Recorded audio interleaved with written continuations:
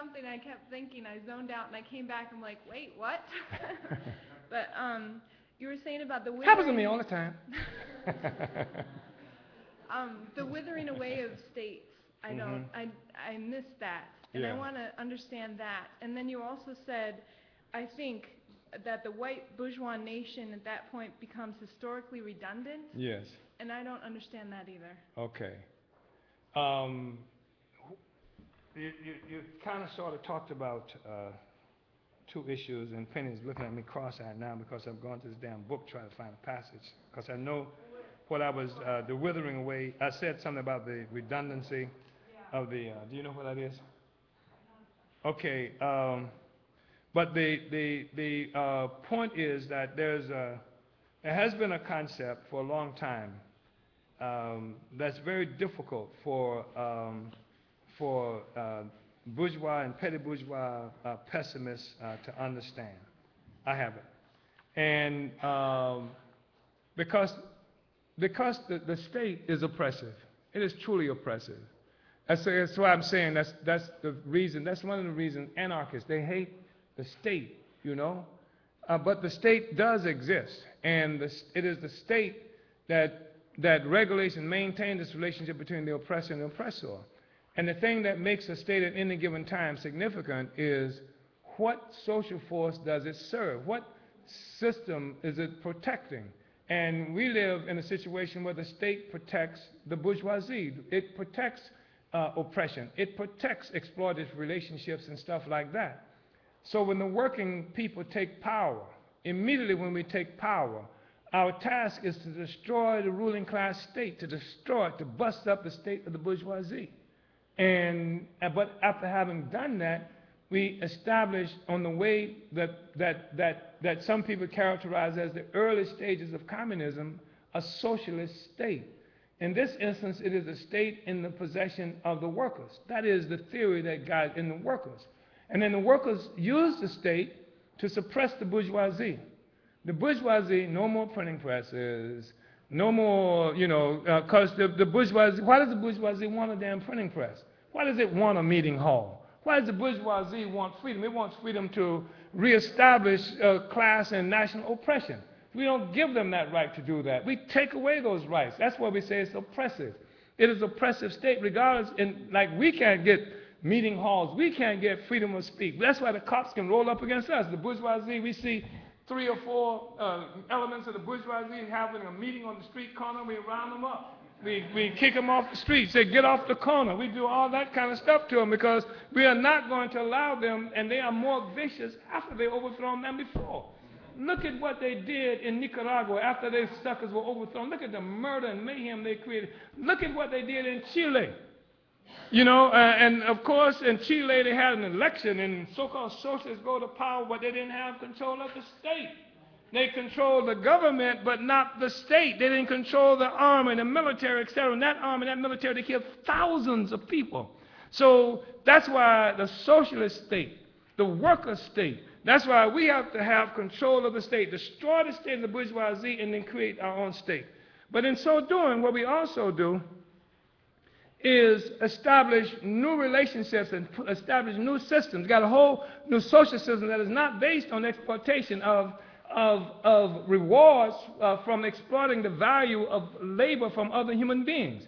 And as you move in this direction and the process of helping people to understand how to relate to each other differently, you begin to make the state unnecessary as an oppressive institution.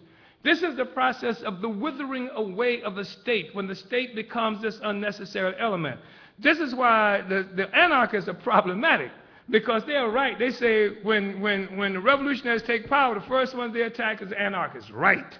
Because the anarchists is opposed to all the state. The issue of trying to have a state to protect itself, you know, from the bourgeoisie doesn't make anything to the anarchists. They just oppose the states altogether. And that's what makes them problematic, and they have done that after revolutionary processes. Now, quickly, because I want this comrade to be able to make her point. We say that the rise of revolutionary worker nation states destroys the material basis for the existence of nations and borders. Sanding.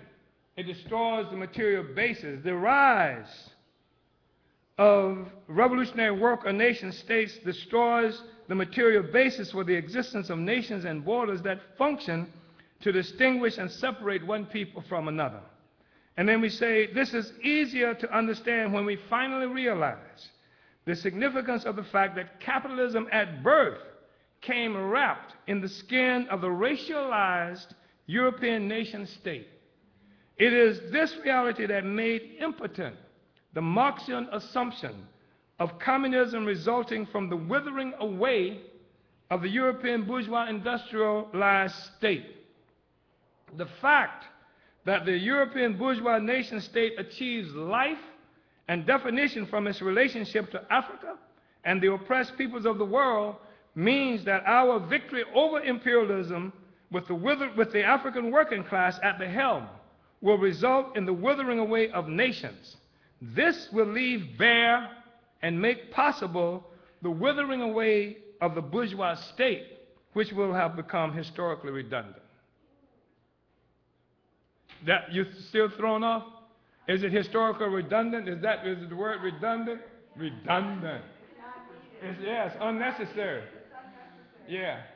It historically has there's no historical need for it anymore. Come here, please. I know that, because otherwise, come.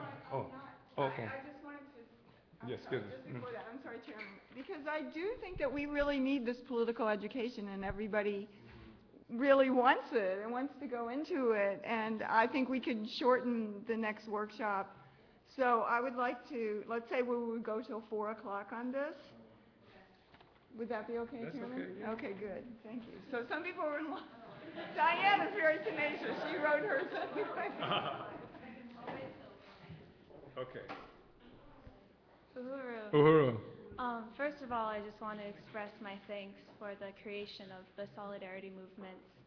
I've been so impressed by the work that everybody has done, and it's been so humbling to be able to play any sort of part in the liberation of African people. So I really appreciate that, and I want to express my love to everybody in this room. Uhuru. So this isn't directly related to what you were just speaking on, but it's something that I've been struggling with for a while. I've been really conflicted with and troubled by participating in an education opportunity that's presented to me, as I know, as a direct result of the expropriation of wealth and power from oppressed people in the U.S. and around the world. So I was wondering, like, when organizing within a university setting, how do I address that issue with the other students I'm trying to organize with, because it's a really great hypocrisy trying to work within that setting, I feel. Yeah, you're right. And what you're talking about is merely developing tactics and strategies to take it on. Go to school. Go there and participate in the school, and then become, there's in meetings and things like that you're going to be having throughout this process, and with these comrades in APSC, we've developed tactics and strategies for how to take that on. But I think that to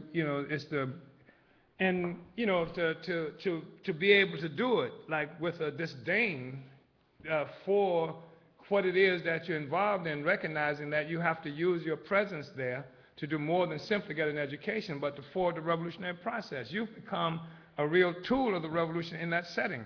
In so many different ways, because you can provide political education for the students who are there, challenge their basic assumptions. I don't mean to be there as some kind of force who's there, constantly saying you're right and wrong about this, but opening up doors for their understanding. Because the thing is that when students are open, for ideas, they go there for the, purpose of intellectual this and that, even if they, ultimately the motives are to make a lot of money and stuff, but they're open to ideas. That's what, happens at the school.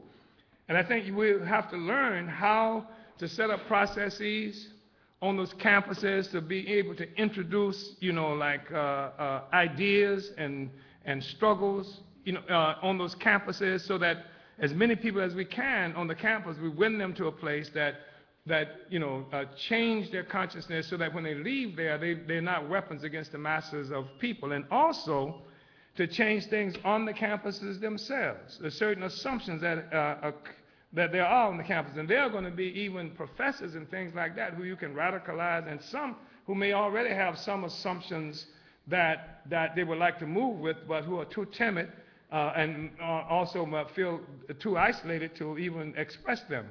But young people like yourself who bring a certain enthusiasm and hatred for oppression, can bring some life to a place that is not about life at all, and can challenge the ideological assumptions on those institutions. Like I said, you will find this is a dynamic process, not a static process. And the campus you're on, that has a lot to do with how you move, things like that. So I think that tactics and strategies can be developed for that within the movement itself. People can get together and say, this is how we're going to take it on. So it's not just you.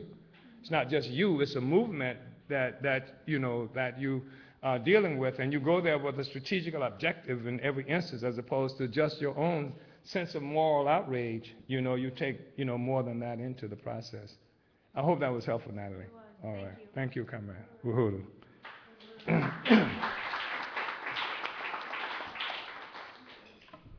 Uhuru. Uhuru. I understand that a central component of African internationalism is the unity between the revolutionary struggles of people, of all African people forcibly dispersed throughout the world in Africa, as well as internally colonized within the United States.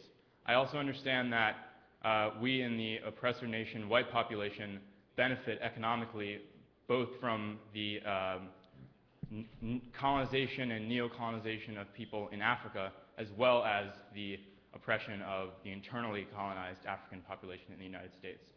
At the same time, in your discussion of the capitalist point of production, you did acknowledge a material difference between the fact that in the whole discussion of the point of production, where the point of production in the United States liquidates where those resources are coming from. And I've heard you give the example of a car factory in Detroit. You don't see where the rubber comes from and who's being forced to do the real labor.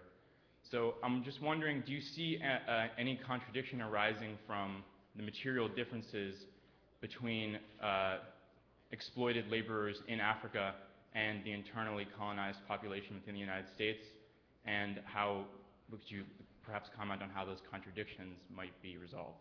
Well, the thing is that what you will find is not only between the Africans who are exploited in Africa and those of us in the United States, but you'll find like a difference in a worker who's exploited in the mines in South Africa and those who are digging diamonds in Sierra Leone. There's actually a difference in what they receive as a consequence of their labor, in both those instances. So, like, depending on where you are, that the rate of exploitation may or may not be different, may or may not be the same, and in all likelihood is not going to be the same. I think that what happens is, if we, in our minds, can remove these borders that separate African people and can recognize that in different locations, depending on which imperialist is located there and how much resources are available, that there might be more crumbs falling off in this place and that place. And if you can imagine an African population conscious of its relationship to each other and to Africa, then because what we're looking at is a material reality of expropriation of everything from Africa. I mean, my even presence here, even though, the cage may appear to be a bit gilded here, and as compared to, what we would find in Africa, there's a total expropriation from African people everywhere. And I think that Africans recognizing this, having come to consciousness of this. We have a situation where Africans in this country, as I understand it, having a net worth, of 10 cents to every dollar that white people have.